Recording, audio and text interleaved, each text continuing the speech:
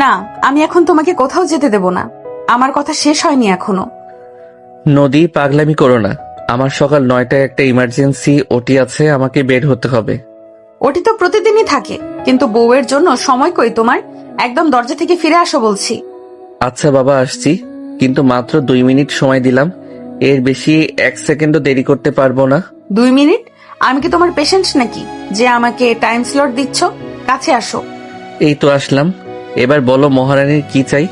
চোখ বন্ধ করো আগে। করলাম। এবার? একদম নড়বে না বলে দিলাম। আয়ান চোখ বন্ধ করে দাঁড়াতেই নদী পায়ের আঙুলের উপর ভর দিয়ে উঁচু হয়ে দাঁড়ায়। আয়ানের চওড়া কাঁধ খামচে ধরে নিজের নরম ঠোঁটজোড়া আয়ানের ঠোঁটের উপর গভীর ভাবে ছুঁয়ে দেয়। আয়ানের গম্ভীর মুখটা মুহূর্তেই নরম হয়ে আসে। সে তার 2 হাত দিয়ে নদীর সরু কোমর শক্ত করে পেঁচিয়ে ধরে নিজের আরো কাছে টেনে নেয়। নদীর এলোমেলো চুলগুলো আয়ানের গালের সাথে লেপ্টে আছে। বেশ কিছুক্ষণ পর যখন নদী হাঁপিয়ে ওঠে, তখন আয়ান তাকে হালকা ছেড়ে দেয়। নদীর গাল দুটো লজ্জায় লাল হয়ে উঠেছে। আয়ান মুচকি হেসে নদীর কপালে একটা দীর্ঘ চুমু খায়। এই ছিল তোমার সকালের জরুরি কাজ? হ্যাঁ, এবার যাও, সাবধানে গাড়ি চালাবে আর দুপুরে ঠিকমতো খেয়ে নিবে। আচ্ছা ম্যাডাম, তুমিও ভার্সিটিতে ঠিক মতো ক্লাস করবে, আর ওই বখাটে ছেলেগুলোর সাথে একদম কথা বলবে না। আমি বখাটে ছেলেদের সাথে কথা বলতে যাব কেন? আমার এত সুন্দর আর হ্যান্ডসাম একটা ডাক্তার বর থাকতে অন্যদিকে তাকানোর সময় আছে নাকি? আয়ান হাসতে হাসতে ঘর থেকে বের হয়ে যায়। নদী আয়ানে যাওয়ার পথের দিকে তাকিয়ে মিষ্টি করে হাসে। আয়ান নিচে ডাইনিং টেবিলে আসতেই দেখে সবাই নাস্তার জন্য বসে আছে। কিরে আয়ান, আজ এত দেরি করলি কেন? প্রতিদিন তো 8টার আগেই রেডি হয়ে যাস। একটু কাজ ছিল মা, ঘুম থেকে উঠতে দেরি হয়ে গেছে। বাহ ভাইয়া বাহ, বিয়ের পর দেখছি তোমার ঘড়ির কাঁটাও বইয়ের ইশারায় চলে। আগে তো হাসপাতালের নাম শুনলে খাওয়া দাওয়া ফেলেই দৌড় দিতাম।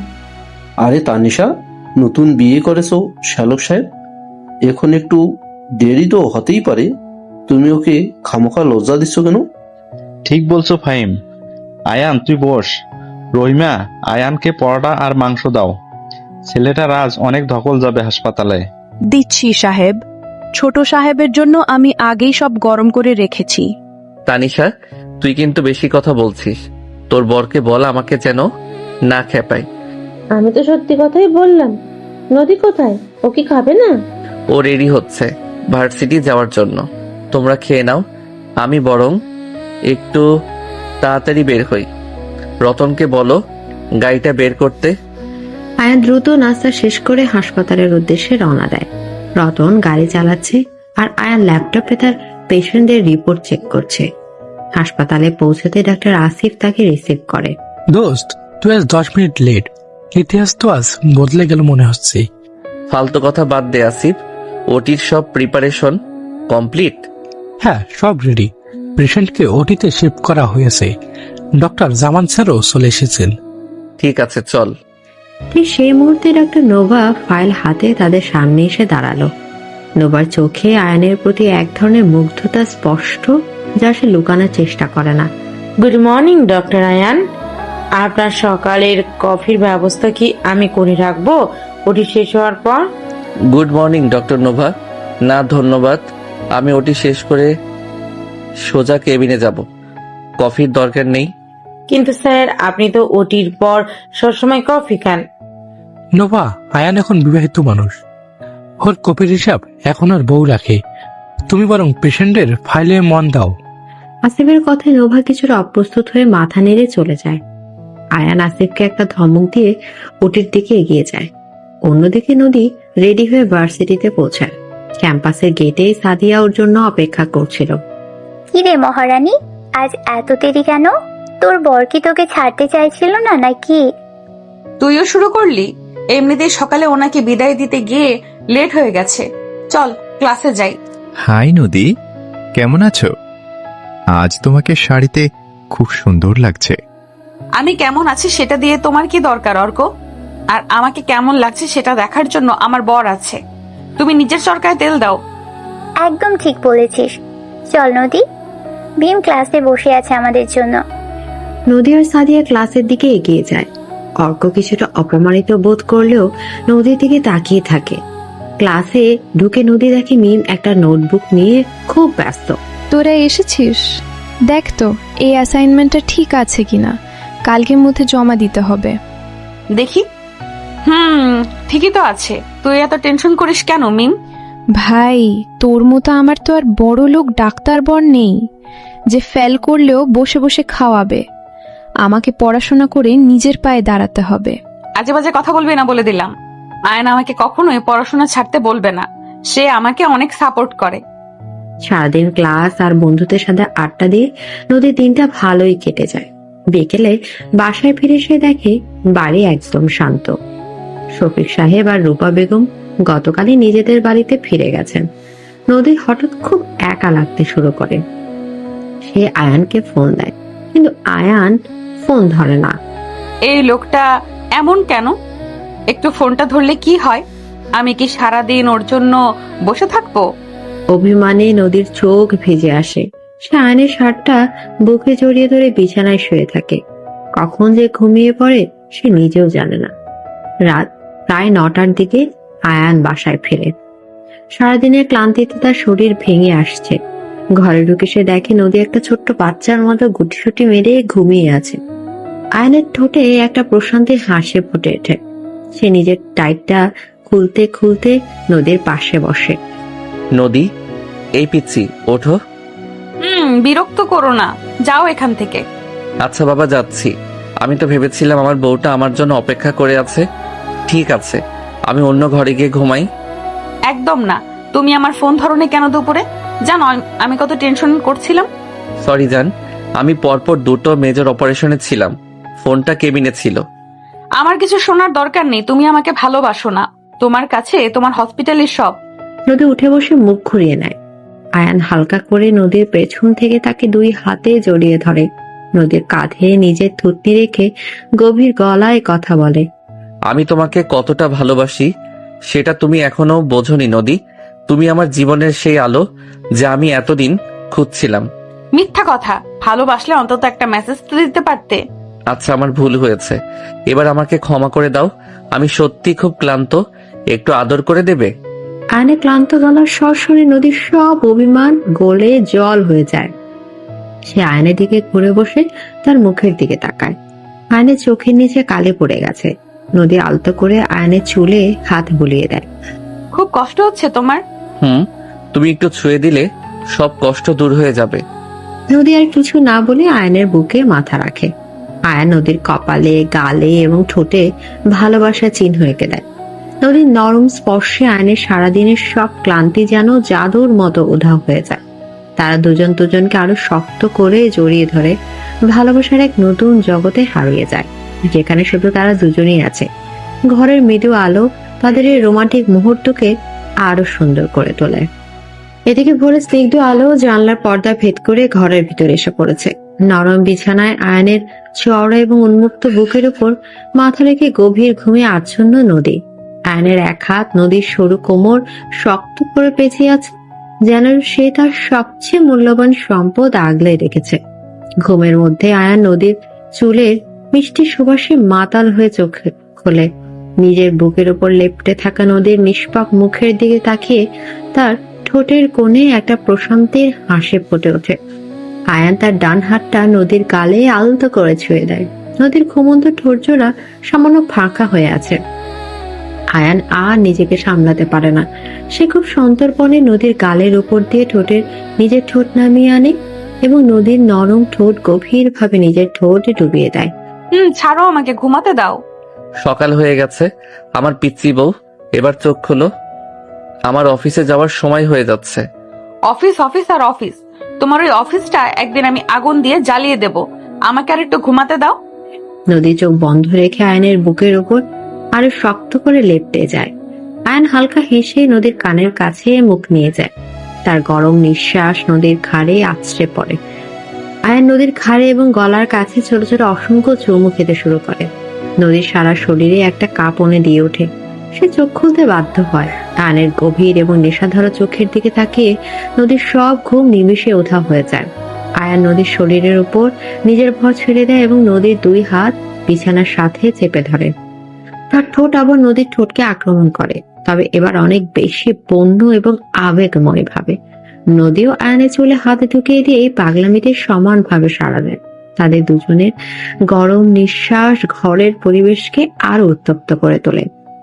দীর্ঘ একটা চুমুর পর আয়ান যখন নদীর ঠোঁটে মুক্ত করে, তখন দুজনেই হাঁপাচ্ছে। এবার ঘুম ভেঙেছে মহারানীর, নাকি আরো কিছু ট্রিটমেন্ট লাগবে ডক্টর আয়ানের কাছ থেকে?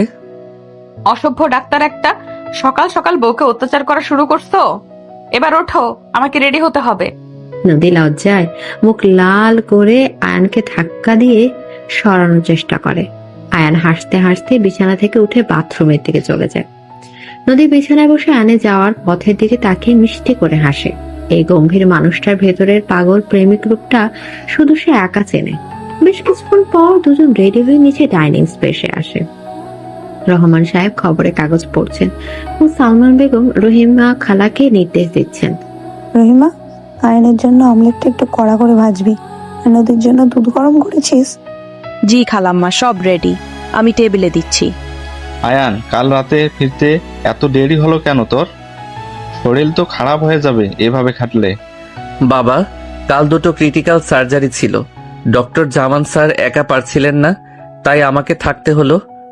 বাবা, আপনি ওকে একটু বকে দিন তো, নিজের শরীরের দিকে একদম খেয়াল রাখে না। কাল রাতে যখন বাসায় ফিরেছে মনে হচ্ছিল কি ওর সব রক্ত শুষে নিয়েছে। ঠিক সেই সময় তানিশা আর ফাহিম হাসতে হাসতে ডাইনিং রুমে প্রবেশ করে। তানিশা নদীর পাশে বসে পড়ে আর ফাহিম আয়নের উল্টো দিকে বসে। বাহ, ভাবি তো দেখছি ভাইয়ার জন্য খুব চিন্তিত। তা ভাইয়া, বউয়ের এত সোহাগ পেয়ে কি হাসপাতালের কথা ভুলে যাওয়ার প্ল্যান আছে নাকি? তানিশা, তুমি সকাল সকাল শুরু করে দিলে। শ্যালক সাহেব দেশের এত বড় একজন সার্জন, তাকে তো একটু ব্যস্ত থাকতে হবেই। ফাহিম, তুমি ওকে একটু সামলাও, নইলে আমি কিন্তু ওর কান টেনে দেব। একদম আমার ননদের গায়ে হাত দেবে না, বলে দিলাম। তানিশা আপু ঠিকই বলেছে, তোমার ভাইয়ার একটু উচিত শিক্ষা হওয়ার দরকার। সবাই মিলে একসাথে হাসতে শুরু করে। নাস্তার টেবিলে এক আনন্দময় পারিবারিক আড্ডায় পরিণত হয়। রতন বাইরে হর্ন দেয়, মানে গাড়ি প্রস্তুত। আয়ান সবার কাছ থেকে বিদায় নিয়ে দ্রুত গাড়িতে গিয়ে বসে। রতন গাড়ি স্টার্ট দেয়। স্যার, আজ কি সোজা হাসপাতালে যাবেন নাকি অন্য কোথাও কাজ আছে? সোজা হাসপাতাল চলো রতন, আমার সকাল 10টায় একটা মিটিং আছে। হাসপাতালে পৌঁছাতেই ডক্টর আসিফ আয়নের দিকে এগিয়ে আসে। আসিফের মুখ চিন্তার ছাপ। দোস্ত, তুই এসেছিস, ভালো হয়েছে। ভিআইপি কেবিনের পেশেন্টের অবস্থা সকাল থেকে বেশি ভালো না। জামান স্যার তোকে খুঁজছিল। চলো দেখি, পেশেন্টের ফাইলটা আমার কেবিনে দিয়ে আয়।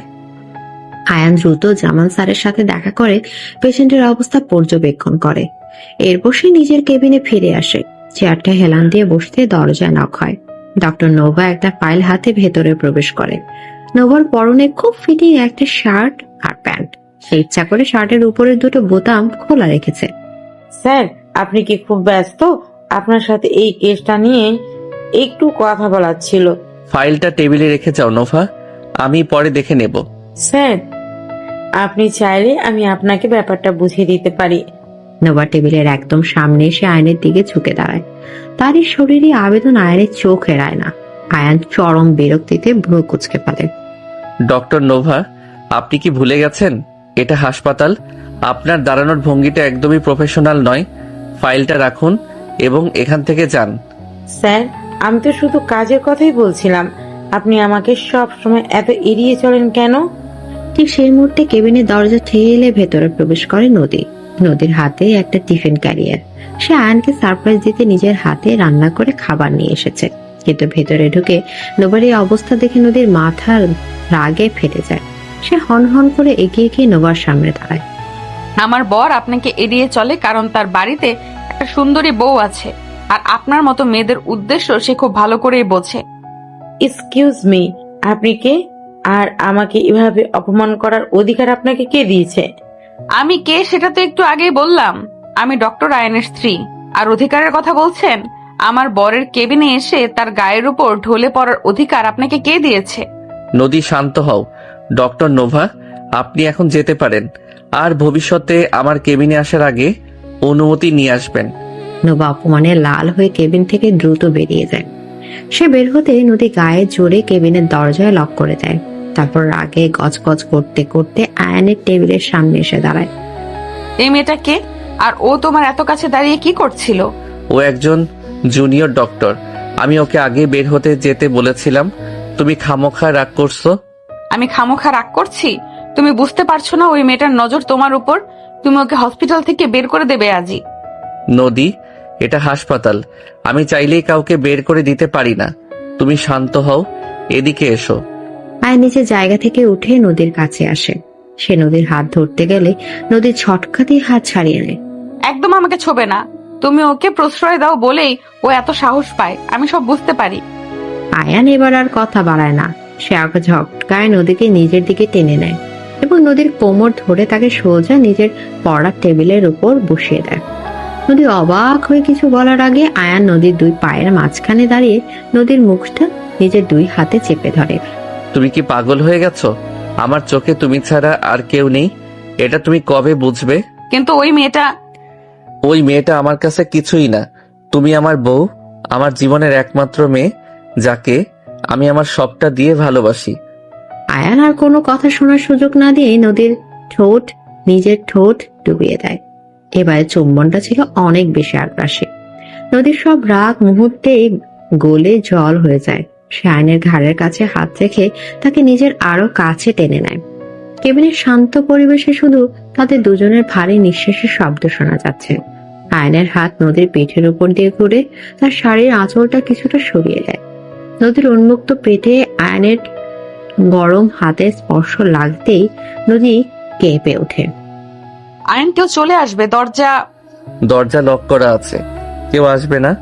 আমাকে আর একটু কাছে আসতে দাও। আয়ান নদীর ঘাড়ে মুখ ডুবিয়ে দেয় আর ঠোঁটের উষ্ণ ছোঁয়ায় নদীর সারা শরীর এক অদ্ভুত শিহরণ বয়ে যায়। নদীর মুখ থেকে অস্পষ্ট একটা গোঙানির শব্দ বেরিয়ে আসে। বেশ কিছুক্ষণ পর যখন তারা একে অপরের দিকে কিছুটা দূরে সরে আসে, নদীর চোখ দুটো নেশা লাল হয়ে আছে। আয়ান পরম মমতায় নদীর এলোমেলো চুলগুলো গুছিয়ে দেয়। এবার বিশ্বাস হলো তো যে এই ডাক্তার শুধু তোমারই? কিন্তু তবুও আমি টিকটিকি মেয়েটাকে তোমার পাশে দেখতে চাই না, বলে দিলাম। আয়ান হো হো করে হেসে ওঠে। সে নদীর কপালে একটা চুমু দিয়ে তাকে টেবিল থেকে নামায়। আচ্ছা বাবা, তাই হবে। এবার বলো আমার জন্য কি খাবার এনেছো? আমার খুব ক্ষুধা পেয়েছে। তোমার পছন্দের কাচ্চি বিরিয়ানি আমি নিজের হাতে বানিয়েছি। নদী টিফিন খোলে খাবার বাড়তে শুরু করে। ঠিক সে সময় নদীর ফোন বেজে ওঠে। স্ক্রিনে নদীর ছোট ভাই আদিবের নাম ভাসছে। হ্যালো আদিব, বলো। আপু, আমাকে কিছু টাকা পাঠাতে পারবি? আমার ল্যাপটপের চার্জারটা নষ্ট হয়ে গেছে, বাবা তো এখন টাকা দেবে না। আচ্ছা, আমি পাঠিয়ে দিচ্ছি, তুমি মন দিয়ে পড়াশোনা করো।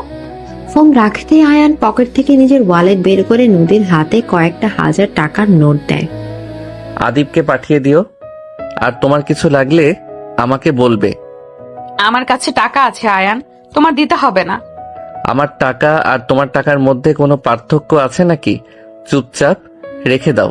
নদী হাসি মুখে টাকাটা ব্যাগে রেখে দেয়। এরপর তারা দুজন মিলে একসাথে দুপুরে খাবার খায়। আয়ান নিজের হাতে নদীকে খাইয়ে দেয়। খাবারের সব পর্ব শেষ হতে দরজায় আবার নক হয়। এবার হেড নার্স মিতা এসেছে। স্যার, পেশেন্টকে ওটিতে শিফট করা হয়েছে, সবাই আপনার জন্য অপেক্ষা করছে। আমি আসছি মিতা। আয়ান নদীর দিকে তাকায়। নদীর চোখে মুখে একটা মন খারাপের ছায়া নেমে আসে। আবার ওটি? তুমি কি একটু বিশ্রাম নেবে না? এটা একটা ইমার্জেন্সি কেস নদী, আমাকে যেতেই হবে। তুমি সাবধানে বাসায় ফিরে যাও, আমি রাতে তাড়াতাড়ি ফেরার চেষ্টা করব।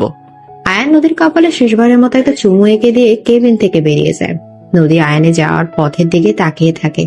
তার মনের ভেতরে এক অদ্ভুত শূন্যতা কাজ করে। এই মানুষটাকে সে যতটা ভালোবাসে, ঠিক ততটাই তার ব্যস্ততাকে ঘেন্না করে। কিন্তু সে জানে আয়নের এই পেশাটা মানুষের জীবন বাঁচানোর জন্য। নদী একটা দীর্ঘশ্বাস ফেলে নিজের জিনিসপত্র গুছিয়ে কেবিন থেকে বের হয়। অন্যদিকে ভার্সিটি থেকে ফেরা পথে সাদিয়া আর মিম নদীর জন্য অপেক্ষা করছিল। কি রে নদী, তুই তো বললি ভার্সিটি থেকে সোজা বাসায় যাবি, আবার হঠাৎ করে তোর বরের হাসপাতালে কেন গেলি? আরে ওকে একটু সারপ্রাইজ দিতে গেছিলাম, কিন্তু গিয়ে দেখি আরেক নাটক। কি নাটক? তোর বর কি অন্য কোনো মেয়ের সাথে ফ্লার্ট করছিল নাকি? আমার বরের খেয়ে দেয়ে কাজ নেই যে অন্য মেয়েদের দিকে তাকাবে? ওই হসপিটালের একটা ফালতু মেয়ে ওর গায়ের ওপর পড়ার চেষ্টা করছিল, আমি গিয়ে আচ্ছা মতন শুনিয়ে দিয়ে এসেছি। সাবাস, এই তো আমার বাঘিনী বান্ধবী। নিজের জিনিস সব সময় চোখে চোখে রাখতে হয়। ঠিক সেই মুহূর্তে অর্ক একটা বড় গোলাপের তোড়া নিয়ে তাদের সামনে এসে দাঁড়ায়। অর্ক নদীর ভার্সিটির সহপাঠী, যে অনেকদিন ধরেই নদীর পেছনে ঘুরছে। নদী, এই ফুলগুলো তোমার জন্য। আমি জানি তুমি বিবাহিত, কিন্তু আমি আমার অনুভূতিগুলোকে আটকে রাখতে পারছি না। অর্ক, তুমি কি পাগল হয়ে গেছো? আমি তোমাকে গতকালই খুব ভালোভাবে বুঝিয়ে বলেছি যে আমি আমার স্বামীকে অনেক ভালোবাসি। তুমি কেন বারবার আমাকে বিরক্ত করছো? কিন্তু নদী, তোমার স্বামী তো সবসময় হাসপাতালেই পড়ে থাকে, সে তোমাকে সময় দেয় না। আমি তোমাকে তার চেয়ে অনেক বেশি খুশি রাখতে পারবো। অর্কর কথা শুনে নদীর মাথায় রক্ত উঠে যায়। সে অর্কর হাত থেকে গোলাপের তোড়াটা কেড়ে নিয়ে সরাসরি রাস্তায় ছুঁড়ে মারে। আমার বর আমাকে কতটা সময় দেয় বা না দেয় সেটা তোমাকে কৈফিয়ত দিতে আমি বাধ্য নই। আর তুমি যদি এরপর আমাকে বিরক্ত করার চেষ্টা করো তবে আমি আমার স্বামীকে বলতে বাধ্য হব। আর সে যদি একবার জানতে পারে তবে তোমাকে কিন্তু আস্ত রাখবে না। নদীর আগে পুষতে পুষতে সেখান থেকে চলে যায়। সাদি আর মিমো অর্ককে কয়েকটা কড়া কথা শুনে নদীর পেছন পেছন হাঁটা ধরে। অর্ক রাস্তায় পড়ে থাকা গোলাপগুলো থেকে অপমানে লাল হয়ে তাকিয়ে থাকে। তার চোখের দৃষ্টিতে একটা প্রতিশোধের আগুন জ্বলতে শুরু করে, যা হয়তো সামনের দিনগুলোতে নদী আর আয়ানের জীবনে নতুন কোনো ঝড়ের ইঙ্গিত দিয়েছে। এদিকে বিকেলের রোদ মরে গিয়ে চারপাশের আকাশটা হালকা কমলা রং ধারণ করেছে। নদী ভার্সিটি থেকে ফিরে সোজা নিজের ঘরে চলে আসে। অর্কর ওরকম স্পর্ধা দেখে নদীর মেজাজ এখনো চরম খারাপ হয়ে আছে। সে নিজের ব্যাগটা বিছানায় ছুঁড়ে ফেলে আয়নার সামনে গিয়ে দাঁড়ায়। রাগে তার ফর্সা গাল দুটো লাল হয়ে আছে। সে কিছুতেই বুঝতে পারছে না অর্ক নামের ছেলেটা এত বড় সাহস পেল কোথা থেকে।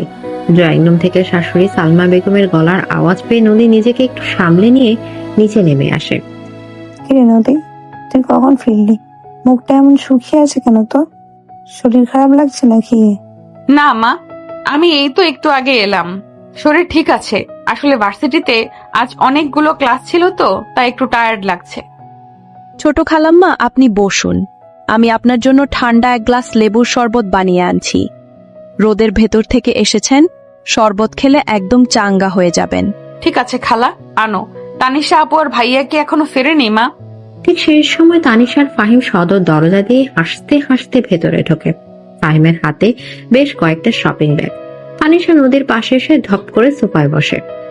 এই তো আমরা চলে এসেছি। উফ, যা গরম বাইরে।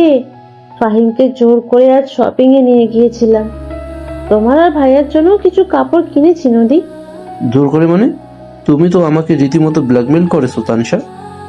শ্যালক সাহেব বাসায় আসুক, আর সব বিচার দেব আমি। খুব ভালো করেছো আপু। ভাইয়াকে একটু খাটিয়ে নেওয়া দরকার, সারাদিন তো শুধু নিজের অফিস নিয়েই ব্যস্ত থাকে। আরে ফাহিম, মেয়েদের সাথে শপিং এ যাওয়ার ভাগ্য সবার হয় না। আমি তো তোমার শাশুড়ি মাকে নিয়ে এখনো শপিং এ যাই, তাই না সালমা? কি হয়েছে? আর আদিক্ষেতা করতে হবে না সবার সামনে। নদীবা, তুই বরং শরবতটা খেয়ে নিজের ঘরে গিয়ে একটু রেস্ট নে। আয়ন ফিরতে আজ একটু দেরি হবে বলে ফোন করেছিল। আয়নের দেরিতে ফেরার কথা শুনে নদীর মনটাও খারাপ হয়ে যায়। সে শরবতের গ্লাসটা শেষ করে সিঁড়ি বেয়ে ওপরে নিচের ঘরে চলে যায়। বারান্দায় গিয়ে ইজি চেয়ারে বসে আকাশের দিকে তাকিয়ে নদী। আয়নের কথা খুব মনে পড়ছে তার। মানুষটা সারাদিন এত পরিশ্রম করে, মানুষের জীবন বাঁচায়, আর নদী কিনা তার সাথে শুধু শুধু অভিমান করে। অর্কর ব্যাপারটা আয়নকে জানানো ঠিক হবে কিনা সেটা নিয়েও নদী গভীর চিন্তায় পড়ে যায়। সে জানে আয়ন অসম্ভব রাগী একজন মানুষ। অর্কর কথা শুনলে সে হয়তো ভার্সিটি গিয়ে একটা কুরুক্ষেত্র বাঁধিয়ে বসবে। তাই নদী সিদ্ধান্ত নেয় আপাতত সে ব্যাপারটা নিজের মধ্যে রাখবে। অন্যদিকে হাসপাতালের পরিবেশ বেশ থমথমে। 3 ঘন্টা ধরে চলা একটা জটিল অপারেশন সবে মাত্র শেষ হয়েছে। ওটি থেকে বের হয়ে আয়ন ঘামে ভিজে একাকার। তার চেহারায় স্পষ্ট ক্লান্তির ছাপ। ডক্টর আসিফ এবং ডক্টর জামানও তার সাথে ওটি থেকে বের হন। ওয়েল ডান আয়ন, তুমি আজ অসাধারণ পারফর্ম করেছো। এই পেশেন্টের বাঁচার আশা খুব কম ছিল, কিন্তু তোমার নিখুঁত সার্জারির কারণে আমরা তাকে বাঁচাতে পেরেছি। I am proud of you my boy. Thank you sir, আপনাদের সাপোর্ট ছাড়া এটা সম্ভব হতো না। পেশেন্টকে এখন আইসিইউতে শিফট করা হয়েছে। আগামী 24 ঘন্টা তাকে কড়া অবজারভেশনে রাখতে হবে। তুই টেনশন নিস না দোস্ত, আমি আর নাজমিতা রাতে ডিউটিতে আছি, আমরা পুরো ব্যাপারটা নজরে রাখবো। তুই এবার বাসায় যা, তোর চেহারা দেখে মনে হচ্ছে তুই এখনই পড়ে যাবি। জি স্যার, ডক্টর আসিফ ঠিকই বলেছেন, আপনি নিশ্চিন্তে বাসায় যান। পেশেন্টের যে কোনো আপডেট আমি আপনাকে সাথে সাথে জানাবো। আয়ান মাথা নেড়ে সম্মতি জানায়। সে নিজের কেবিনে ফিরে গিয়ে ডক্টর অ্যাপ্রনটা খুলে সোফায় গা এলিয়ে দেয়। চোখ দুটো বুজে আসছিল তার। ঠিক তখনই দরজায় টোকা পড়ে। আয়ান চোখ না খুলেই ভেতরে আসার অনুমতি দেয়। ডক্টর নোভা হাতে একটা কফির মগ নিয়ে ভেতরে প্রবেশ করে। স্যার, আপনার জন্য কফি নিয়ে এলাম। এত বড় একটা সার্জারি করলেন, এখন আপনার একটু ক্যাফিন খুব দরকার। আমি আপনাকে বলেছিলাম না ডক্টর নোভা আমার কেবিনে যখন তখন না আসতে, আর কফির প্রয়োজন হলে আমি নার্সকে বলতে পারতাম। আমি তো শুধু আপনার খেয়াল রাখার চেষ্টা করছি স্যার। আপনি আমাকে এত অপছন্দ করেন কেন? আপনার ওই অহংকারী বইয়ের চেয়ে আমি কি কোনো অংশে কম? নদীর নামে কটূক্তি শুনে আয়নের চোখ দুটো রাগে জ্বলে ওঠে। সে এক ঝটকায় সোফা থেকে উঠে দাঁড়িয়ে নোভার দিকে আঙুল তুলে কঠিন গলায় কথা বলে। শাট আপ নোভা, একদম নিজের লিমিট ক্রস করার চেষ্টা করবেন না। আমার স্ত্রীর সম্পর্কে একটা বাজে কথা বলার অধিকার আপনাকে কেউ দেয়নি। আমি আপনার সিনিয়র, সেটা মনে রাখবেন। আর দ্বিতীয়বার যদি এই ধরনের কোনো স্পর্ধা দেখান, আমি আপনাকে এই হাসপাতাল থেকে সাসপেন্ড করতে বাধ্য হব। Get out from my cabin right now. আয়নের বিকট চিৎকারে নোভা ভয়ে কেঁপে ওঠে। সে আর কোনো কথা না বলে দ্রুত কেবিন থেকে বেরিয়ে যায়। আয়ান রাগে ফুঁসতে ফুঁসতে নিজের চুলগুলো দুই হাত দিয়ে টেনে ধরে। একটু শান্ত হয়ে সে নিজের জিনিসপত্র গুছিয়ে হাসপাতালে বাইরে আসে। রতন গাড়ি নিয়ে অপেক্ষা করছিল। স্যার, শরীর কি বেশি খারাপ লাগছে? আমি এসিটা একটু বাড়িয়ে দেব? না রতন, ঠিক আছে, তুমি একটু তাড়াতাড়ি গাড়ি চালাও, আমার খুব দ্রুত বাসায় পৌঁছানো দরকার। রাত প্রায় 11:30 বাজে। পুরো বাড়ি নিস্তব্ধ। আয়া নিজের বেডরুমে দরজা খুলে ভেতরে ঢুকে থমকে দাঁড়ায়। ঘরের মূল আলোগুলো নেভানো, শুধু কোণার দিকে একটা নীল রঙের ড্রিম লাইট জ্বলছে। সারা ঘরে মিষ্টি একটা পারফিউমের সুবাস। আর বিছানা মাঝখানে বসে আছে নদী। তার পরনে একটা লাল রঙের পাতলা শিফনের নাইটি, যা তার ফর্সা শরীরের সাথে একদম লেপ্টে আছে। নদীর খোলা চুলগুলো এক পাশে রাখা। আয়ান মুগ্ধ দৃষ্টিতে নদীর দিকে তাকিয়ে থাকে। তার সারাদিনের সমস্ত ক্লান্তি যেন এক নিমিষে কর্পূরের মতো উড়ে যায়। সে দরজাটা ভেতর থেকে লক করে দিয়ে ধীর পায়ে নদীর দিকে এগিয়ে যায়। এত দেরি হলো কেন তোমার? আমি সেই কখন থেকে তোমার জন্য সেজেগুজে বসে আছি। একটা মেজর অপারেশন ছিল জান, শেষ করতে করতে দেরি হয়ে গেল। কিন্তু তুমি এত রাতে এভাবে সেজে বসে আছো কেন? আমাকে পাগল করার প্ল্যান করেছো নাকি? হ্যাঁ করেছি। আমার বরকে আমি পাগল করব না তো কে করবে? কাছে আসো। আয়ান নদীর একদম সামনে এসে দাঁড়ায়। নদী হাঁটু গেড়ে বিছানায় বসে আয়নের শার্টের বোতামগুলো একে একে খুলতে শুরু করে। আয়নের পেশিবহুল চওড়া বুকটা উন্মুক্ত হতে নদী সেখানে আলতো করে নিজের ঠোঁট ছুঁয়ে দেয়। আয়নের সারা শরীরে একটা তীব্র শিহরণ বয়ে যায়। সে নদীর দুই হাত ধরে তাকে বিছানায় শুয়ে দেয় এবং নিচে নদীর শরীরের উপর ঝুঁকে পড়ে। তুমি জানো না নদী, তুমি এই লাল পোশাকে কতটা ভয়ঙ্কর সুন্দর দেখাচ্ছ। আজ রাতে আমি আর নিজেকে কন্ট্রোল করতে পারবো না। তোমাকে কন্ট্রোল করতে বলেছে কে? আমি তো পুরোই তোমার আয়ান। আমাকে আদর করো, আমার অনেক বেশি আদর করো। নদীর এই মাতাল করা কথাগুলো আয়নের ভেতরে পুরুষটাকে জাগিয়ে তোলে। সে নদীর লাল নাইটি স্ট্রেপ ধরে এক ছটকায় সেটা নিচে নামিয়ে দেয়। নদীর উন্মুক্ত এবং শুভ্র কাঁধের উপর আয়ান তার ক্ষুধার্ত ঠোঁট জোড়া চেপে ধরে। সে পাগলের মতো নদীর ঘাড়ে, গলা এবং বুকে চুমু খেতে শুরু করে। নদীর মুখ থেকে একটা অস্পষ্ট গঙ্গানি বেরিয়ে আসে। সে নিজের দুই হাত দিয়ে আয়নের চুলগুলো খামচে ধরে। আয়নের এক হাত নদীর সরু কোমর থেকে ধীরে ধীরে নিজের দিকে নামতে থাকে, আর তার উষ্ণ হাতের ছোঁয়ায় নদীর শরীর ধনুকের মতো বেঁকে যায়। আয়ান নদীর ঠোঁটের উপর নিজের ঠোঁট রেখে একটা গভীর এবং দীর্ঘ চুম্বনে আবদ্ধ হয়। তাদের জিহ্বা একে অপরের সাথে বন্যভাবে খেলা করতে থাকে। ঘরের নিস্তব্ধতা ভেঙে শুধু তাদের দুজনের ভারী নিঃশ্বাস এবং ঠোঁট মেলাবার শব্দ প্রতিধ্বনিত হতে থাকে। আয়ান, আমার খুব কষ্ট হচ্ছে। ইস, আমার পিচ্চি মেয়ে, আমাকে একটু ভালোবাসতে দাও, আমি তোমার সব কষ্ট ভুলিয়ে দেব।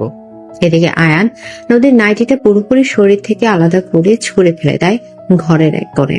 তারপর নিজের শার্ট আর প্যান্ট খুলে নদীর পাশে শুয়ে পড়ে। সে নদীকে নিজের বুকের সাথে শক্ত করে চেপে ধরে। তাদের দুজনের শরীরের ঘর্ষণ এক অদ্ভুত উত্তাপ ছড়িয়ে পড়ে। আয়ান নদীর শরীরের প্রতিটি ইঞ্চিতে নিজের ভালোবাসার চিহ্ন এঁকে দিতে থাকে।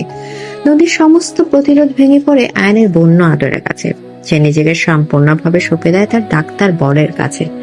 চরম পুলকে নদীর চোখ দিয়ে 2 ফোঁটা জল গড়িয়ে পড়ে। আয়ান সে জল নিজের ঠোঁট দিয়ে মুছে নিয়ে নদীর কপালে একটা গাঢ় চুমু খায়। রাতের অন্ধকার আরো গভীর হয়, আর তাদের দুজনের ভালোবাসার এই পবিত্র মিলন দীর্ঘক্ষণ চলতে থাকে। পরদিন সকালে এক স্নিগ্ধ আবহাওয়ায় নদীর ঘুম ভাঙে। সে চোখ খুলে দেখে আয়ান তার পাশে গভীর ঘুমে আচ্ছন্ন। কাল রাতের উন্মাদনার কথা মনে করতেই নদীর মুখে একটা লাজুক হাসি ফুটে ওঠে। সে আয়নের চুল হাত বুলিয়ে দিয়ে বিছানা থেকে উঠে ফ্রেশ হয়ে সে নিচে গিয়ে সবার সাথে নাস্তা তৈরিতে ব্যস্ত হয়, সাহায্য করে। বেশ কিছুক্ষণ পর আয়ন ঘুম থেকে উঠে রেডি হয়ে নিচে আসে। আজ আয়নের মেজাজ বেশ ফুরফুরে। সে সবাইকে হাসি মুখে গুড মর্নিং জানায়। মা, আজ নাস্তায় কি বানিয়েছো? খুব সুন্দর গন্ধ বের হচ্ছে। তোর বউ আজ নিজের হাতে তোর জন্য পরোটা আর মাংস রান্না করেছে।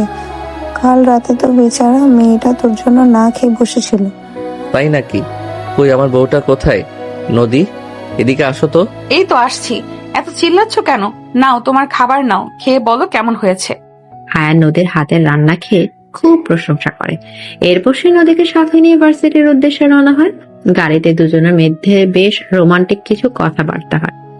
আয়ান নদীর হাত নিজের হাতের মুঠো শক্ত করে ধরে রাখে পুরো রাস্তা। ভার্সিটির গেটে গাড়ি থামলে নদী গাড়ি থেকে নেমে আয়ানকে বিদায় জানায়। সাবধানে যাবে, আর দুপুরে ঠিক মতো খেয়ে নেবে। আমি ক্লাস শেষ করে তোমাকে ফোন করব। ঠিক আছে চাঁদ, তুমিও সাবধানে থেকো। Love you. Love you too. আয়নের গাড়ি দৃষ্টিসীমার বাইরে চলে যাওয়ার পর নদী ভার্সিটির ভেতর ঢুকতে শুরু করে। ঠিক সেই মুহূর্তে হঠাৎ করে কেউ একজন নদীর হাত শক্ত করে চেপে ধরে। নদী চমকে উঠে পেছনে তাকিয়ে দেখে অর্কর চোখ দুটো জবা ফুলের মতো লাল হয়ে আছে, আর তার মুখ থেকে মদের উৎকট গন্ধ বের হচ্ছে। ছাড়ো আমার হাত, অসভ্য ছেলে। তুমি এখানে কি করছো? আর এত সকালে মদ খেয়ে এসেছো কেন? আমি তোমাকে ভালোবাসি নদী। তুমি আমাকে ছাড়া আর কারো হতে পারো না। ওই ডাক্তার তোমাকে কি সুখ দেবে? সে তো একটা রোবট। আমি তোমাকে সত্যিকারের রানী করে রাখবো। তোমার সাহস তো কম না অর্ক, তুমি আমার গায়ে হাত দিচ্ছ। আমি কিন্তু চিৎকার করে সবাইকে জড়ো করে ফেলবো। এক্ষুনি হাত ছাড়ো বলছি। নদী নিজের হাত ছাড়ানোর আপ্রাণ চেষ্টা করে, কিন্তু অর্ক তাকে আরো শক্ত করে নিজের দিকে টেনে নেওয়ার চেষ্টা করে। ঠিক সে সময় নদীর ক্লাসমেট সজীব এবং রিয়া দৌড় দিয়ে সেখানে আসে। এই অর্ক, তুই কি করছিস? নদীর হাত ছাড় বলছি। তুই কি পাগল হয়ে গেছিস? অর্ক ভাই, আপনি প্লিজ নদীকে ছেড়ে দিন। ও বিবাহিত, আপনি ওর সাথে এমন করতে পারেন না। তোরা সবাই চুপ কর। নদী শুধু আমার। আমি ওকে ওই ডাক্তারের সাথে কিছুতেই থাকতে দেব না। আমি ওর জীবন শেষ করে দেব। নদী আর নিজেকে কন্ট্রোল করতে পারে না। সে নিজের ডান হাতটা এক ঝটকায় ছাড়িয়ে দিয়ে অর্কর গালে সজোরে একটা চড় বসিয়ে দেয়। চড়ের শব্দে আশেপাশের অনেক স্টুডেন্ট সেখানে জড়ো হয়ে যায়।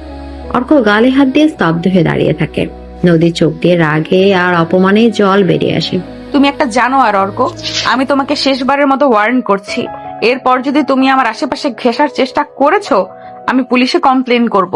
আর আমার স্বামী যদি জানতে পারে, সে তোমাকে জ্যান্ত পুঁতে ফেলবে। নদী সেখানে কাঁদতে কাঁদতে দৌড়ে ক্যাম্পাসের ভেতরে চলে আসে।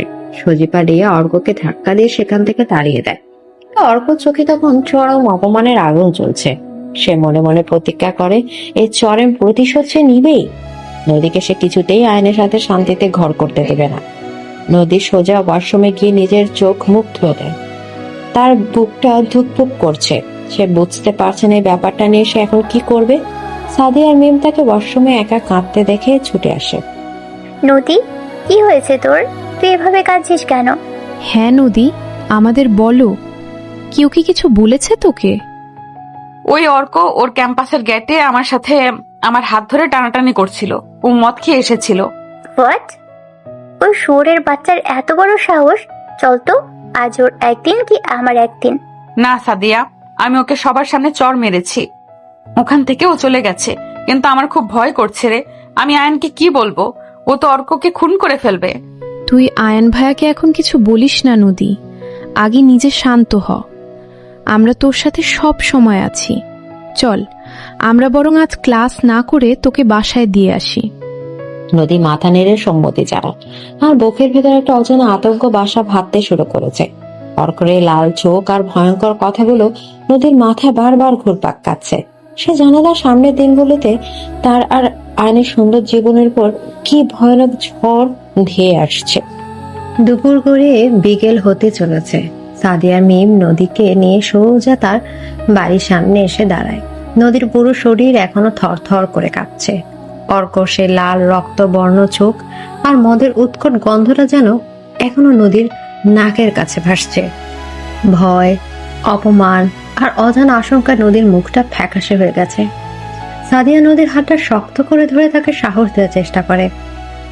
নদী, তুই একদম ভয় পাবি না, আমরা তো আছি। তুই সোজা ঘরে গিয়ে রেস্ট নে, আর আয়ন ভাইয়াকে সব খুলে বলবি, উনি সব ঠিক করে দিবেন। একদম ঠিক, তুই একা একাই টেনশন নিবি না। আয়ন ভাইয়া তোর স্বামী, তার অধিকার আছে এসব জানার। তুই যা, ভেতরে যা। তোরা আমার সাথে এত দূর এলি, তোদের অনেক কষ্ট দিলাম। আমি আয়নকে কি বলবো বুঝতে পারছি না। ওই যদি রেগে গিয়ে কোনো অঘটন ঘটিয়ে ফেলে? অঘটন তো ওই শুয়োরের বাচ্চা অর্কর সাথে ঘটা উচিত। তুই ভিতরে যা, আমরা কাল সকালে আবার আসবো। নদী ভারী পায়ে বাড়ির মূল ফটক দিয়ে ভেতরে প্রবেশ করে। ড্রয়িং রুমে সালমা বেগম আর তানিশা বসে টিভি দেখছিলেন। নদীর উস্কো খুস্কো চুল আর ফ্যাকাশে মুখ দেখে সালমা বেগম চিন্তিত হয়ে বসা থেকে উঠে দাঁড়ান। কি রে নদীমা, তোর কি হয়েছে? মুখটা এমন শুকিয়ে আছে কেন? শরীর খারাপ লাগছে? ভাবি, তোমার চোখ দুটো এত লাল কেন? তুমি কি কাঁদছিলে? ভাইয়ের সাথে কোনো ঝামেলা হয়েছে নাকি? না মা, শরীরটা একটু খারাপ লাগছে, মাথাটা খুব ব্যথা করছে। রোদে হয়তো প্রেশার ফল করেছে। আমি একটু আমার ঘরে গিয়ে শুয়ে থাকবো, আপনারা চিন্তা করবেন না। আচ্ছা মা, তুই গিয়ে শো, আমি রহিমাকে দিয়ে তোর জন্য ডাবের জল পাঠিয়ে দিচ্ছি। তানিশা, তুই ওর সাথে যা তো। না না আপু, তোমার আসতে হবে না, আমি একাই যেতে পারবো। নদী প্রায় দৌড়ে সিঁড়ি বেয়ে উপরে উঠে নিজের ঘরের দরজা ভেতর থেকে আটকে দেয়। দরজা বন্ধ করে সে ফ্লোরে বসে পড়ে এবং তার দু চোখ বেয়ে অঝরে জল নামতে থাকে। অর্ক স্পর্ধা দেখে সে যতটা না ভয় পেয়েছে, তার চেয়ে বেশি ভয় পাচ্ছে আয়ানের রিয়াকশন ভেবে। আয়ান তাকে নিজের প্রাণের চেয়েও বেশি ভালোবাসে। নদীর পায়ে কেউ ফুলের টোকা দিক, সেটাও আয়ান সহ্য করতে পারে না। সেখানে বখাটে ছেলেরা নদীর হাত ধরে টানাটানি করেছে। নদী বিছানায় উঠে মুখ গুজে কাঁদতে থাকে। অন্যদিকে হাসপাতালের পরিবেশ আজ বেশ শান্ত। আয়ান নিজের কেবিনে বসে পেশেন্টদের ফাইল দেখছিল, কিন্তু কোনো এক অজানা কারণে তার মনটা খুব উসখুস করছে। বুকের ভেতরটা কেমন যেন ফাঁকা লাগছে। বারবার নদীর হাসি মুখটা তার চোখের সামনে ভেসে আসছে। সে ঘড়ির দিকে তাকায়, বিকেল 4টা বাজে। নদীর তো এতক্ষণ বাসায় ফিরে যাওয়ার কথা। আয়ান মোবাইলটা হাতে নিয়ে নদীকে কল করে, কিন্তু নদীর ফোন বন্ধ। আয়ানের কপালে চিন্তার ভাঁজ পড়ে। ঠিক তখনই ডক্টর আসিফ কেবিনে প্রবেশ করে। দোস্ত চল চা খেয়ে আসি, আজ তো তেমন প্রেশার নেই। আসিফ, আমার ভেতরটা কেমন যেন করছে রে। নদীর ফোন বন্ধ কেন বুঝতে পারছি না। ও তো ভার্সিটি থেকে ফিরে আমাকে সব সময় কল করে, আজ কোনো খবর নেই। আরে টেনশন করিস না, হয়তো ফোনে চার্জ নেই বা ঘুমিয়ে পড়েছে। তুই খামোখা প্যানিক করছিস। না আসিফ, আমার মন বলছে কিছু একটা ঠিক নেই। আমি এখনই বাসায় যাব। তুই ডক্টর জামান স্যারকে একটু ম্যানেজ করে নিস। কোনো ইমার্জেন্সি হলে আমাকে কল করবি। আচ্ছা ঠিক আছে, তুই যা, সাবধানে ড্রাইভ করিস। আয়ান দ্রুত নিজের অ্যাপ্রন খুলে কেবিন থেকে বেরিয়ে আসে। রতনকে গাড়ি বের করতে বলে সে প্রায় দৌড়ে পার্কিং এ পৌঁছে। পুরো রাস্তা আয়ান বারবার নদীকে ট্রাই করে, কিন্তু ফোন বন্ধই পায়। তার বুকের ধুকপুকানি বাড়তে থাকে। মাত্র আধা ঘন্টার মধ্যে গাড়ি বাড়ির পার্কিং এ এসে থামে। আয়ান তড়ি ঘড়ি করে ভেতরে ঢোকে। মা, নদী কোথায়? ও কি বাসায় ফিরেছে? আরে আয়ান, তুই এত তাড়াতাড়ি ফিরলি যে? নদী তো অনেকক্ষণ আগেই ফিরছে। ওর নাকি শরীর খারাপ, মাথা ব্যথা করছে, নিজের ঘরে গিয়ে শুয়ে আছে। হ্যাঁ রে আয়ান, মেয়েটার মুখ একদম ফ্যাকাশে হয়েছিল। আমি রহিমাকে দিয়ে খাবার পাঠিয়েছিলাম, ও সেটাও খায়নি। তুই একটু গিয়ে দেখ তো। আয়ান আর এক মুহূর্ত দাঁড়ায় না। সে 2 সিঁড়ি একবারে টপকে উপরে উঠে নিজের ঘরে দরজায় নক করে, কিন্তু ভেতর থেকে কোনো সাড়া আসে না। আয়ন এবার জোরে জোরে দরজা ধাক্কা দিতে শুরু করে। নদী, নদী দরজা খোলো। কি হয়েছে তোমার? দরজা খুলছো না কেন? নদী। আয়নের গলা শুনে নদী বিছানা থেকে ধর্মর করে উঠে বসে, আর চোখ মুখ ফুলে লাল হয়ে আছে। সে কাঁপতে কাঁপতে এগিয়ে গিয়ে দরজাটা খুলে দেয়। দরজাটা খুলতেই নদীর বিধ্বস্ত রূপ দেখে আয়নের হৃৎপিণ্ড যেন এক মুহূর্তের জন্য স্তব্ধ হয়ে যায়। সে ঝড়ের বেগে ঘরের ভেতর ঢুকে দরজাটা আটকে দেয়। নদী আর নিজেকে ধরে রাখতে পারে না। সে ঝাঁপিয়ে পড়ে আয়নের বুকে, দুই হাত দিয়ে আয়নের শার্ট শক্ত করে খামচে ধরে ডুকরে কেঁদে ওঠে। আয়ান, আমাকে বাঁচাও আয়ান, আমি আর ওই ভার্সিটিতে যাব না, আমি কোথাও যাব না। নদী জান আমার, কি হয়েছে? কে কি বলেছে তোমাকে? তুমি এইভাবে কাঁপছো কেন? আমাকে খুলে বলো, আমি আছি তো। শান্ত হও আমার পিচ্চি মেয়ে। আয়ান নদীকে পাচাকোলা করে কোলে তুলে নিয়ে বিছানায় বসায়।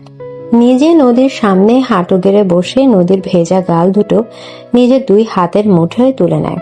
আয়নের চোখে তখন রাজ্যের উদ্বেগ। নদীর চোখের পানি মুছিয়ে দিয়ে সে নদীর কপালে দীর্ঘ একটা চুমু খায়। আয়নের পরম আদরে নদী কিছুটা শান্ত হয়। সে হেঁচকি তুলতে তুলতে সকালে পুরো ঘটনাটা আয়ানকে খুলে বলে। অর্কর মদ্যপ অবস্থায় ক্যাম্পাসে আসা, নদীর হাত ধরে টানাটানি করা আর নদীর ওকে চর মারার কথা সব শুনে আয়নের মুখটা ধীরে ধীরে পাথরের মতো শক্ত হয়ে যায়। আয়নের চোখের দৃষ্টি নিমিষে বদলে যায়। সেখানে এখন আর কোনো উদ্বেগ নেই, আছে শুধু ভয়ঙ্কর এক নীরবতা। তার চোয়ালের পেশিগুলো রাগে শক্ত হয়ে ফুলে উঠেছে, হাতের শিরাগুলো স্পষ্ট হয়ে গেছে। আয়ান বেশ কিছুক্ষণ একদম চুপ করে নদীর দিকে তাকিয়ে থাকে। তার এই ভয়ঙ্কর নীরবতা নদীর বুকে আরো ভয় ধরিয়ে দেয়। আয়ান, তুমি কিছু বলছো না কেন? আমার খুব ভয় করছে। তুমি প্লিজ রেগে গিয়ে কিছু করো না। আমি তোকে চড় মেরেছি, ও আর আসবে না। তুমি আমাকে সকাল থেকে একবারও এই কথাটা জানানোর প্রয়োজন মনে করনি নদী? ওই শোরের বাচ্চা তোমার গায়ে হাত দিয়েছে আর তুমি সেটা চেপে রেখেছো। আমি ভয় পাচ্ছিলাম আয়ান। তুমি যদি রেগে গিয়ে ওকে খুন করে ফেলো তাহলে তোমার ক্যারিয়ার, তোমার জীবন সব শেষ হয়ে যাবে। আমি তোমাকে হারাতে চাই না। আমার জীবন তুমি নদী, আর যে আমার জীবনে হাত দেওয়ার দুঃসাহস দেখিয়েছে তার এই পৃথিবীতে বেঁচে থাকার কোনো অধিকার নেই। তুমি ঘরে থাকো, আমি আসছি। আয়ান এক ঝটকায় উঠে দাঁড়িয়ে ঘরের দরজাটা খুলে বেরিয়ে যায়। নদী পেছন থেকে চিৎকার করে ডাকলেও সে একবারও ফিরে তাকায় না। সোজা নিচে নেমে সে রতনকে গাড়ি বের করতে বলে। গাড়ির স্টিয়ারিং হুইল রতনের হাত থেকে নিজে নিয়ে পাগলের মতো গাড়ি চালাতে শুরু করে। গন্তব্য নদীর ভার্সিটি। গাড়ির গতি দেখে রাস্তার অন্য গাড়িগুলো ভয়ে সাইড দিচ্ছে। আয়ান নিজের ফোন থেকে ডক্টর আসিফকে কল করে। আসিফ, তুই এখনই মিরপুরের এসপি রিয়াদকে ফোন কর। ওকে বল ওর টিম নিয়ে নদীর ভার্সিটির ক্যাম্পাসে আসতে। আমি 5 মিনিটের মধ্যে পৌঁছাচ্ছি। দোস্ত, কি হয়েছে? তুই এত হাইপার কেন? নদীর কিছু হয়নি তো? যা বললাম তাই কর আসিফ। আজ ওই ক্যাম্পাসে একটা লাশ পড়বে। আয়ান ফোনটা ড্যাশবোর্ডে ছুঁড়ে মারে। ঠিক 10 মিনিটের মাথায় আয়নের গাড়ি একটা বিকট শব্দ করে ভার্সিটির মেন গেটের সামনে থামে। সিকিউরিটি গার্ড কিছু বলার আগে আয়ান গাড়ি থেকে নেমে ঝড়ের বেগে ক্যাম্পাসের ভেতর ঢোকে। তার পরনে কালো শার্ট, হাতা কনুই পর্যন্ত গোটানো, চেহারা স্পষ্ট খুনের নেশা।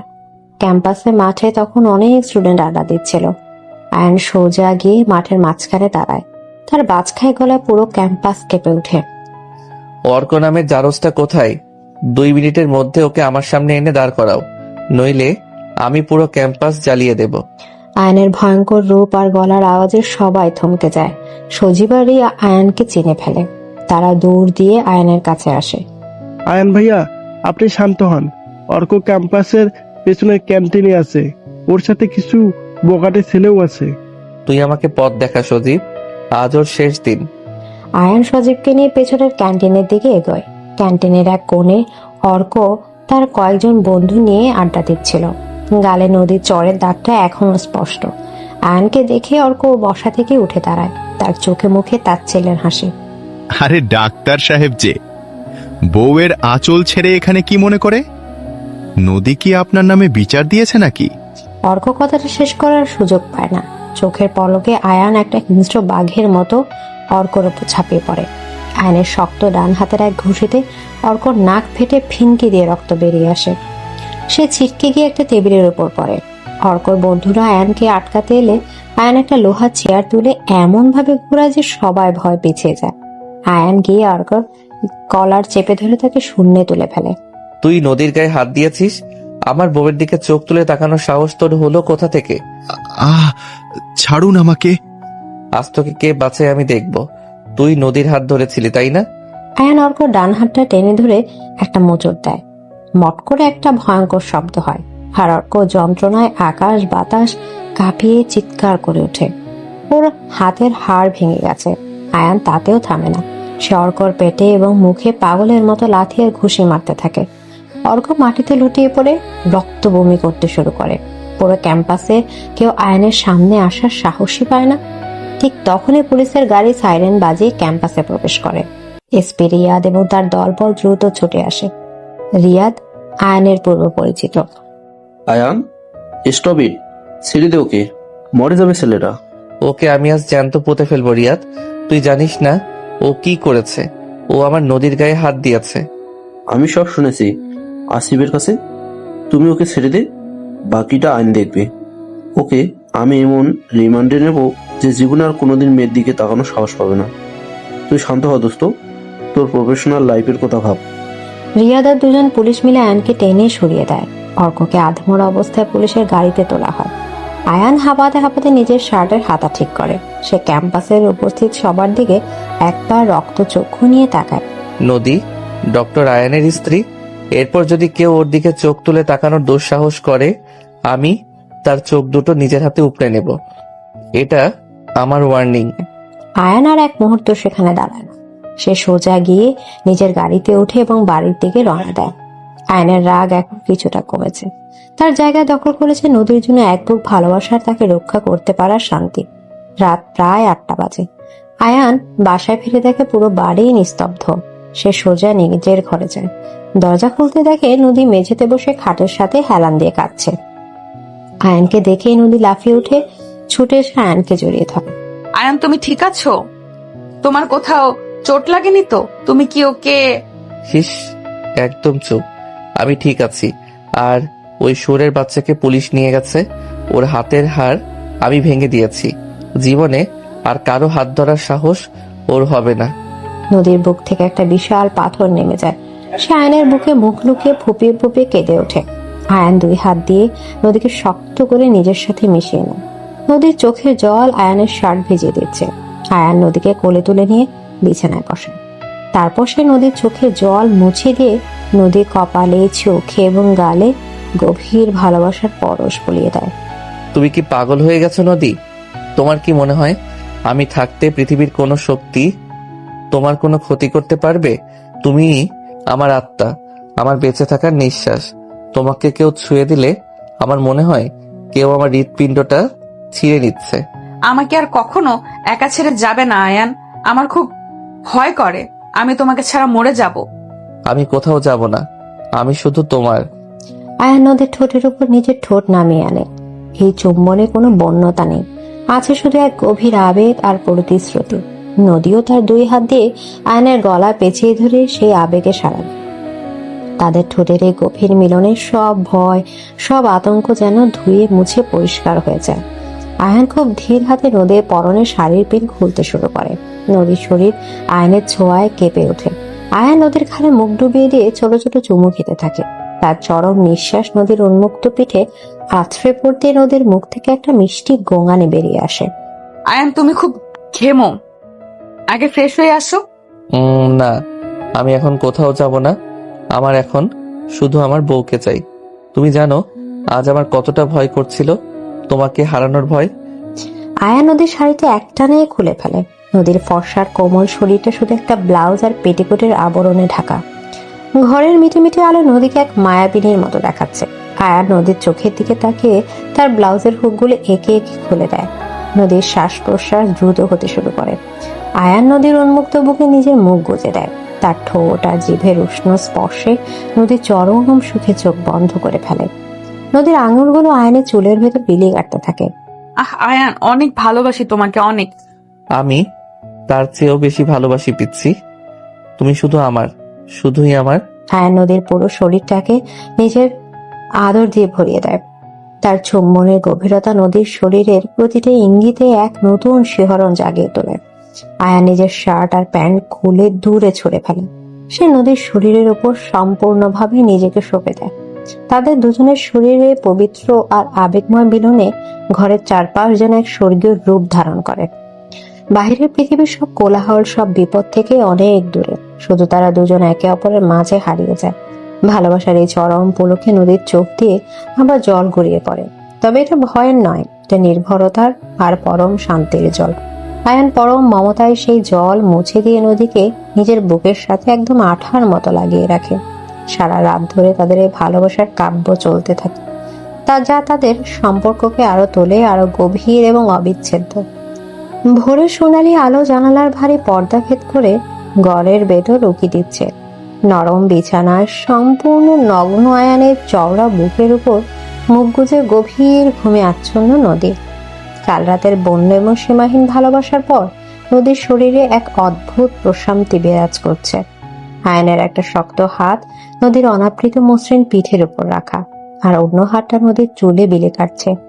আয়ন অনেকক্ষণ আগেই জেগে উঠেছে। সে মুগ্ধ দৃষ্টিতে তার বুকের উপর লেপ্টে থাকা নদীর নিষ্পাপ মুখের দিকে তাকিয়ে আছে। নদীর ঘুমন্ত ঠোঁটজোড়া সামান্য ফাঁকা হয়ে আছে, আর তার প্রতিটা নিঃশ্বাস আয়নের বুকে আছড়ে পড়ছে। আয়ন আর নিজেকে সামলাতে পারে না। সে খুব সন্তর্পণে নদীর থুতনি ধরে মুখটা সামান্য উপরে তুলে নদীর নরম ঠোঁটে নিজের ঠোঁট ডুবিয়ে দেয়। আয়ান, ঘুমাতে দাও না। সারা রাত তো আমাকে একটুও ঘুমাতে দাওনি, এখন আবার শুরু করেছো? আমার পিচ্ছি বউটার আদর তো আমার কখনো শেষ হবে না। চোখ খোলো, সকাল সুন্দর হয়ে গেছে। আজ থেকে আমাদের নতুন একটা সুন্দর জীবন শুরু। নদী চোখ না খুলে আয়নের বুকের উপর আরো শক্ত করে লেপটে যায়। আয়ন হালকা হেসে নদীর ঘাড়ে এবং গলার কাছে ছোট ছোট অসংখ্য চুমু খেতে শুরু করে। তার উষ্ণ ঠোঁটের স্পর্শে নদীর সারা শরীরে একটা কাঁপুনি দিয়ে ওঠে। সে চোখ খুলতে বাধ্য হয়। আয়নের গভীর এবং নেশাধরা চোখের দিকে তাকিয়ে নদীর সব ক্লান্তি নিমিষে উধাও হয়ে যায়। আয়ান নদীর শরীরের উপর নিজের ভর ছেড়ে দেয়। তার ঠোঁট আবার নদীর ঠোঁটকে আক্রমণ করে, তবে এবার অনেক বেশি আবেগময় ভাবে। নদীও আয়নের চুলে হাত ঢুকিয়ে দিয়ে এই আদরের সমানভাবে সাড়া দেয়। তাদের দুজনের গরম নিঃশ্বাস ঘরের শান্ত পরিবেশকে আবার উত্তপ্ত করে তোলে।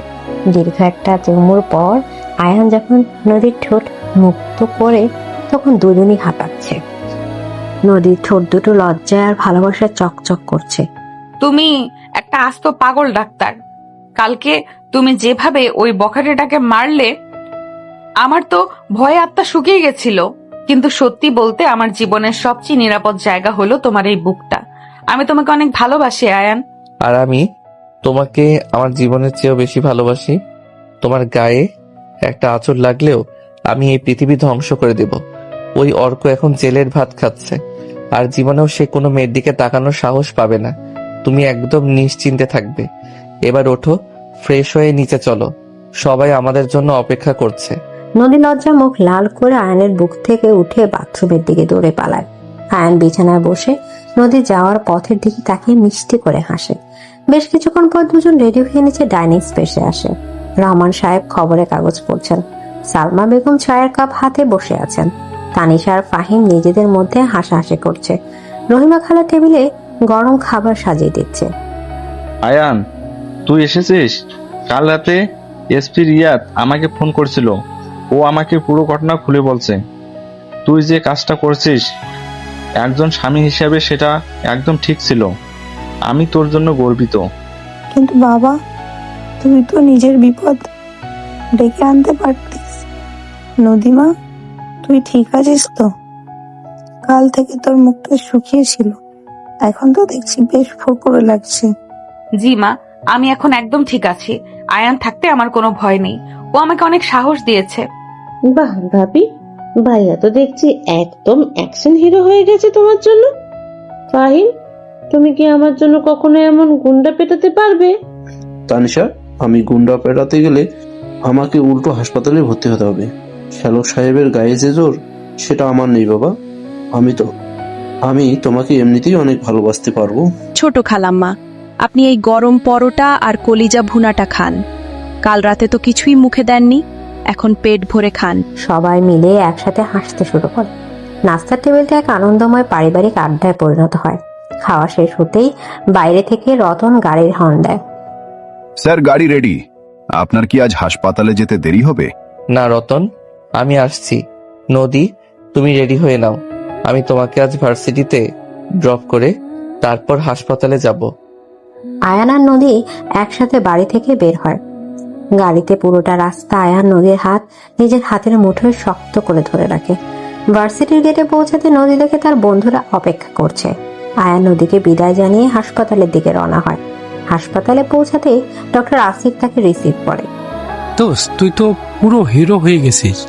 এমপি রিয়াদ সকালে ফোন করেছিল, অর্ক নাকি ব্যথায় সারা রাত লকাবে চিল্লাপাল্লা করছে। ওর বাবা এসে অনেক মাপ চেয়েছে, কিন্তু রিয়াদ ওকে ছাড়েনি। ওর নামে শক্ত মামলা হয়েছে। এটাই ওর প্রাপ্য ছিল আসিফ। আমার নদীর দিকে চোখ তুলে তাকানোর শাস্তি ওকে পেতেই হতো। চল, রাউন্ডে যেতে হবে। ঠিক সেই সময় নার্স মিতা আর ডক্টর জামান সেখানে আসেন। ডক্টর জামানের মুখে একটা তৃপ্তির হাসি। আয়ন, কালকের ঘটনার কথা শুনলাম। তুমি তোমার স্ত্রীর সম্মান রক্ষার্থে যা করেছ, আমি তাকে সমর্থন করি। তবে নিজের রাগের উপর একটু নিয়ন্ত্রণ রেখো মাই বয়। তুমি এই হাসপাতালের সেরা সার্জন। তোমার হাত দিয়ে অনেক মানুষের জীবন বাঁচে। স্যার, আপনি একদম ঠিক কাজ করেছেন। ওই বখাটে ছেলেদের এভাবেই শিক্ষা দেওয়া উচিত। আয়ান ডক্টর জামানকে ধন্যবাদ জানিয়ে নিজের কেবিনের দিকে এগোয়। কেবিনে ঢুকতেই সে দেখে ডক্টর নোভা একটা খাম হাতে দাঁড়িয়ে আছে। নোভার চোখে মুখে আজ আর কোনো অহংকার বা শরীরে আবেদন নেই, বরং আছে চরম অপমানবোধ। স্যার, আমি ভেতরে আসতে পারি? আসুন ডক্টর নোভা, বলুন কি দরকার? স্যার, আমি একটা ট্রান্সফার লেটার জমা দিয়েছি। আমি অন্য শহরে একটা হাসপাতালে চলে যাচ্ছি। আমি বুঝতে পেরেছি আপনার স্ত্রীর প্রতি আপনার ভালোবাসা কতটা গভীর। আমি আপনাদের মাঝে আসার যে নোংরা চেষ্টা করেছিলাম, তার জন্য আমি সত্যি লজ্জিত। আমাকে ক্ষমা করে দেবেন। আপনি নিজের ভুল বুঝতে পেরেছেন, এটাই বড় কথা। আমি আপনার ট্রান্সফার লেটার অ্যাপ্রুভ করে দিচ্ছি। আপনার ভবিষ্যৎ জীবনের জন্য শুভকামনা রইল। তবে মনে রাখবেন, প্রফেশনাল জায়গায় ব্যক্তিগত আবেগ মেশানো কখনো ভালো ফল বয়ে আনে না।